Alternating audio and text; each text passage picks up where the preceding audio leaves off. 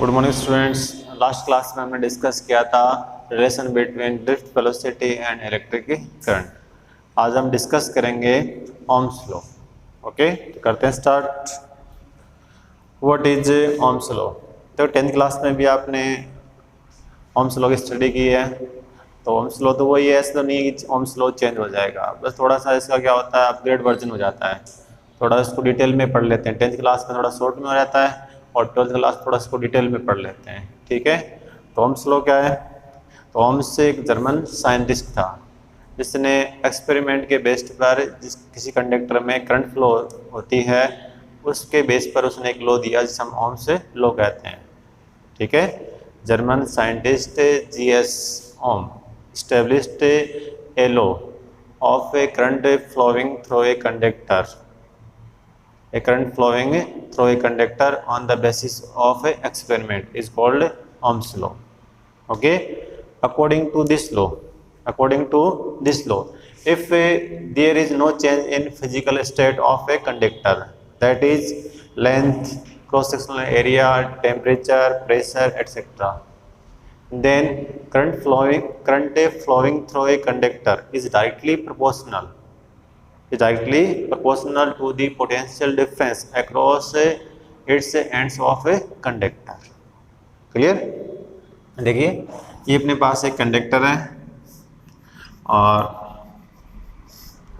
इस कंडक्टर में current I flow हो रही है और इसके एंड के बिटवीन जो पोटेंशियल डिफरेंस है वो V है।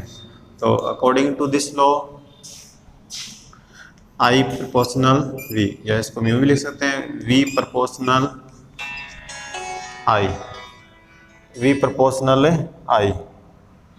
ओके, अपने पास आ जाएगा V प्रोपोर्शनल I, तो अब साइन रिमूव करेंगे तो V इक्वल टू आ जाएगा V इक्वल टू RI, और here R is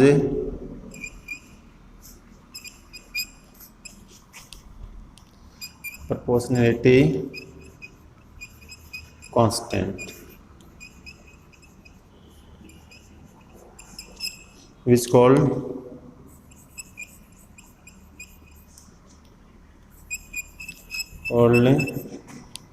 resistance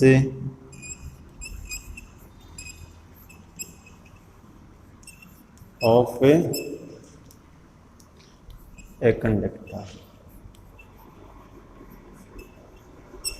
Okay, R is a proportionality constant which is called resistance of a conductor. तो क्या होगा अपने पास कि कोई कंडक्टर है उसमें करंट I फ्लो हो रही है और उसके अक्रॉस पोटेंशियल डिफरेंस है वो V है। तो अकॉर्डिंग टू दिस लॉ, और physical state of conductor constant रहती है, जैसे लेंथ है, क्रॉस सेक्शनल एरिया है, टेम्परेचर है, प्रेशर है, नेचर ऑफ मैटर है, ये कांस्टेंट है। तो I प्रोपोर्शनल V और V प्रोपोर्शनल, ठीक है, और प्रोपोर्शनलिटी का साइन रिमूव करेंगे तो कांस्टेंट आ जाएगा, जहां R is proportionality constant which called resistance of a conductor. Okay, अब आगे देखिए अपने पास आ जाएगा R equal to V upon I। Question number 2, R equal to आ गया V अपॉन I, और R आपको मैंने बता दिया रेजिस्टेंस है, और इसकी जो SI यूनिट होती है वो होती है ओम, और इसको हम रिप्रेजेंट करते हैं ओमेगा से। क्लियर? अब देखिए हम इसमें आगे 1 ओम को हम डिफाइन करेंगे। आगे देखिए अपने पास क्वेश्चन आगे, R equal to V upon I। V potential difference हो गया और I current flowing through the conductor, इनका रेशियो क्या हो जाएगा, रेजिस्टेंस, और SI unit of resistance is ohm which is denoted by omega. आगे देखिए definition of 1 ohm, definition of 1 ohm. देखिए डेफिनेशन ऑफ 1 ओम क्या, देखो, if V equal to 1 volt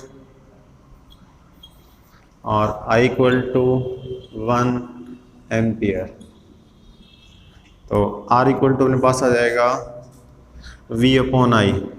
तो V अपॉन I करेंगे तो अपने पास आ जाएगा 1 वोल्ट पर एम्पियर, और इसको हम लिख देंगे 1 ओम।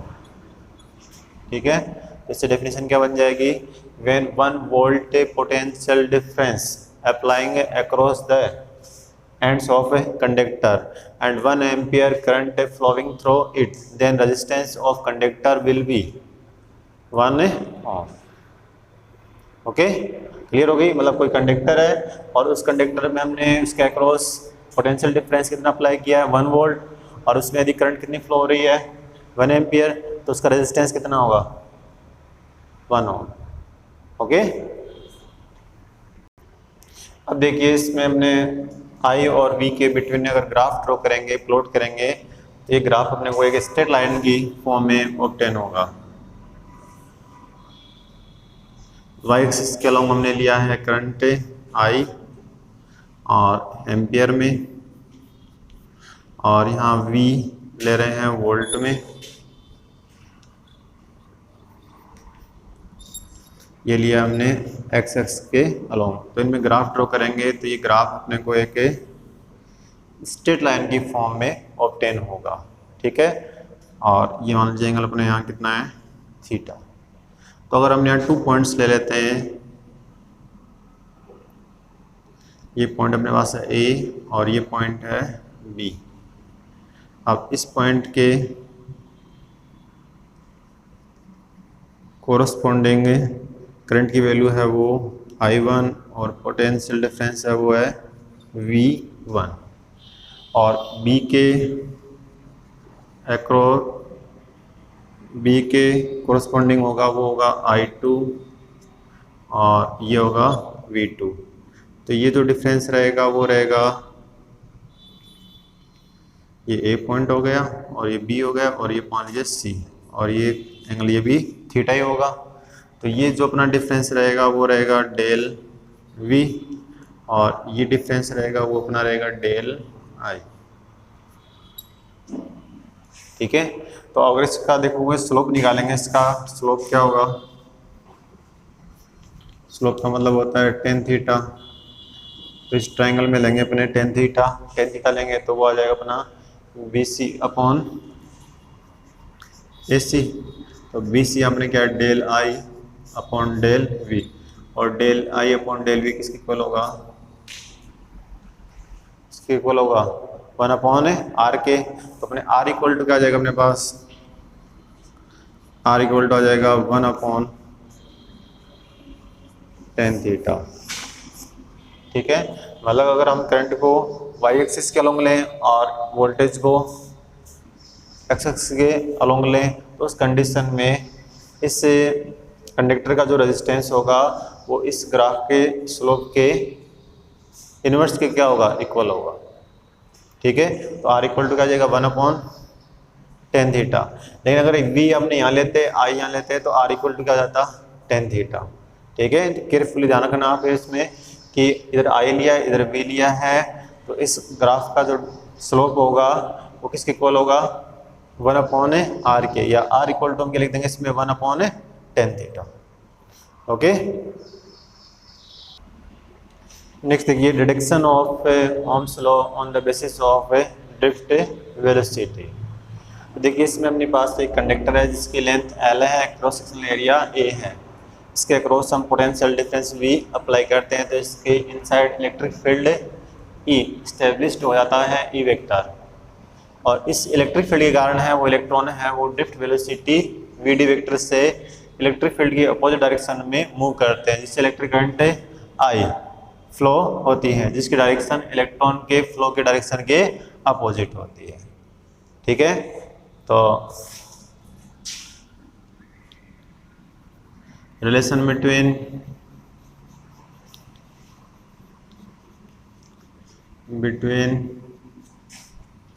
Electric current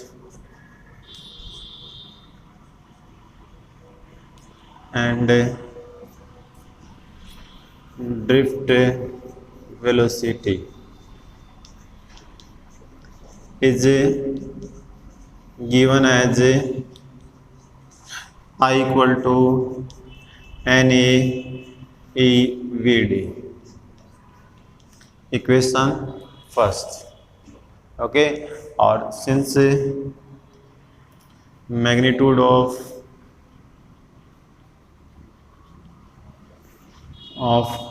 drift velocity, magnitude of drift velocity Vd equal to E m into 2। Okay, तो इसकी वैल्यू पुट कर देंगे 10, I इक्वल टू NaE और Vd E m इंटू 2। तो I इक्वल टू क्या जाएगा, I equal to N A E square tau NaE square tau upon m और into E, equation second. ठीक है, और फिर देखिए since electric field inside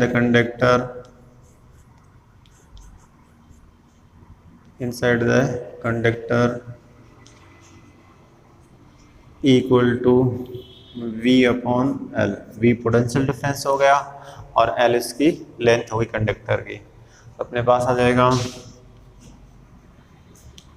I equal to NaE square tau upon m और ये आ जाएगा V अपॉन L। E की वैल्यू पुट कर दी V अपॉन L, तो V इक्वल टू क्या आ जाएगा अपने पास, V इक्वल टू लेंगे तो V इक्वल टू आ जाएगा m L upon NaE square tau और इंटू आ जाएगा I।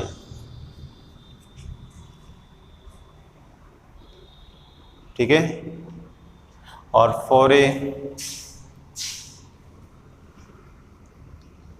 Given conductor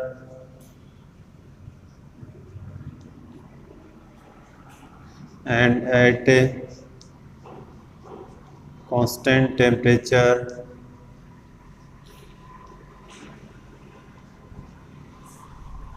ml NaE square to ml NaE square and to are constant, अगर ये कांस्टेंट होंगे तो अपने पास आ जाएगा V प्रोपोर्शनल आ जाएगा I। अगर ये कांस्टेंट होंगे, ये टर्म कांस्टेंट होगी तो V प्रोपोर्शनल क्या हो जाएगा I, और V प्रोपोर्शनल I होगा यही क्या अपना ओह्म्स लॉ। और V इक्वल टू इसको हम लिख देंगे तो क्या जाएगा V equal to R I, ये इक्वेशन 4 और ये इक्वेशन 5। ओके, और where R is resistance of a conductor. Prove हो गया। और on comparing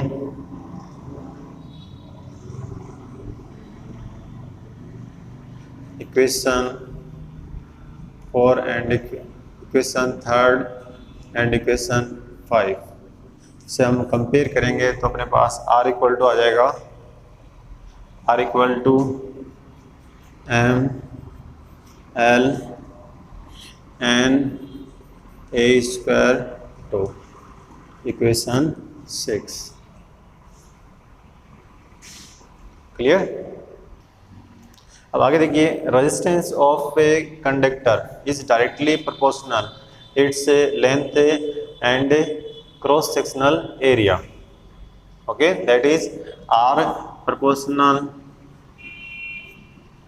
directly proportional length of conductor और inversely proportional cross sectional area of a conductor. तो R equal to आ जाएगा रो L अपॉन A। ये equation अपनी हो गई 7 ओके 7 और rho is resistivity of a conductor, resistivity of a conductor। तो एक अब कंपेयर करेंगे अपने, तो ऑन कंपेयरिंग इक्वेशन 6 एंड 7, 6 और 7 का कंपेयर करेंगे तो वहाँ था R equal to ml upon n a square tau, तो L और A को अगर छोड़ देंगे तो अपने पास आ जाएगा रो इक्वल टू आ जाएगा m upon n e square tau, ये क्वेश्चन नंबर 8। Okay clear. और उसके बाद देखिए conductivity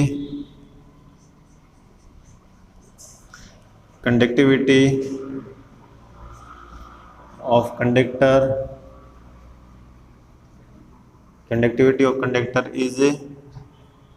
is inverse of resistivity of a conductor, मतलब सिग्मा इक्वल टू होता है 1 अपॉन रो, तो 1 अपॉन रो करेंगे तो अपने पास आ जाएगा N e square tau upon m, ये question number 9।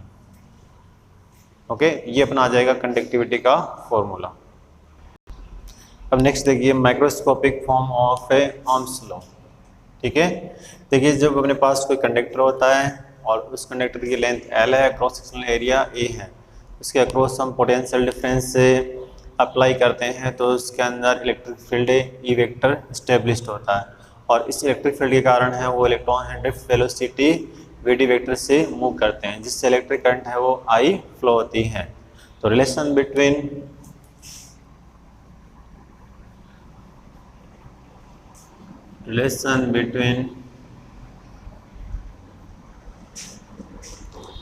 electric current and drift velocity is given as I equal to NA E VD। Okay N यहाँ पर इलेक्ट्रॉन डेंसिटी मतलब number of electrons per unit volume, A cross sectional area of a conductor, E charge on electron और we D drift velocity of electron. Okay और फिर देखिए current density को हमने define किया था J equal to I upon A, J equal to I upon A. अब I की वैल्यू पुट कर दें इसमें तो N A E V D और अपॉन ए, तो ऐसे A cancel, J equal to अपने पास आ जाएगा एन ई वी डी, ये क्वेश्चन नंबर। और since drift velocity V D equal to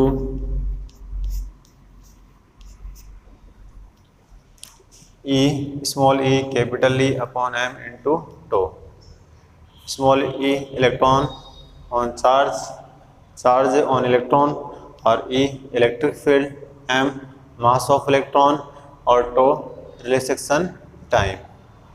तो अपने इसकी वैल्यू पुट कर देंगे तो अपने पास आ जाएगा J equal to n e और वी डी वैल्यू पुट कर देंगे तो e m into to.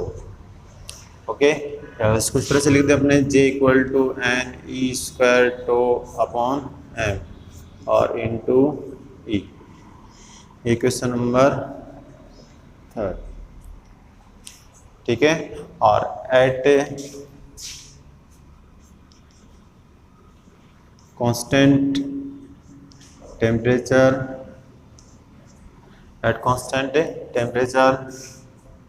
for a given conductor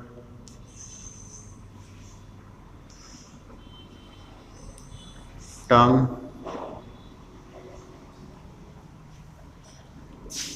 n e square tau upon m is a constant, is a constant. So j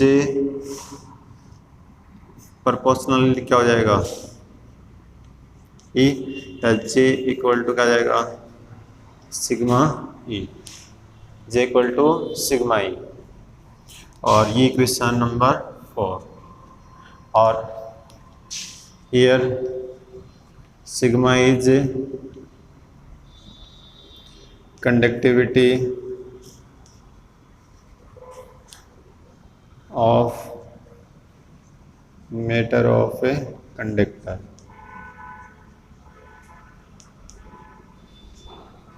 Clear? Or on comparing equation 3rd and equation 4 compare करेंगे तो अपने पास आ जाएगा sigma equal to n e square tau upon n, equation number 5। Clear हो गया? N sigma equal to n e square tau upon n. तो equation जो 4 है वो किसको रिप्रेजेंट कर रही है? Microscopic form of a Ohm's law, microscopic form of a Ohm's law, ठीक है। और according to this equation current density is directly proportional to the electric field inside the conductor। Clear? Current density है वो इस conductor के inside जो electric field है उसके डायरेक्टली क्या है? प्रोपोर्शनल। ये है अपना Ohm's law, microscopic form of a Ohm's law. और वेक्टर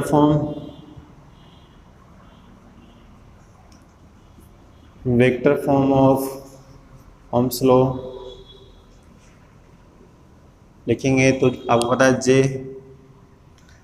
वेक्टर होता है, तो जे वेक्टर सिग्मा, और यह आ जाएगा ई वेक्टर, यह आ जाएगी इसकी vector form of a Ohm's law. Clear? और रेजिस्टिविटी मैंने आपको, रेजिस्टिविटी क्या होती है?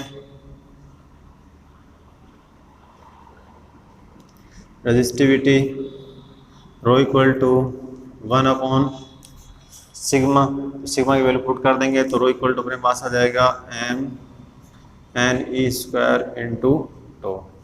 ये क्वेश्चन नंबर 6 हो गई, और ये क्वेश्चन नंबर 7। क्लियर? तो ये था अपना microscopic form of a Ohm's law.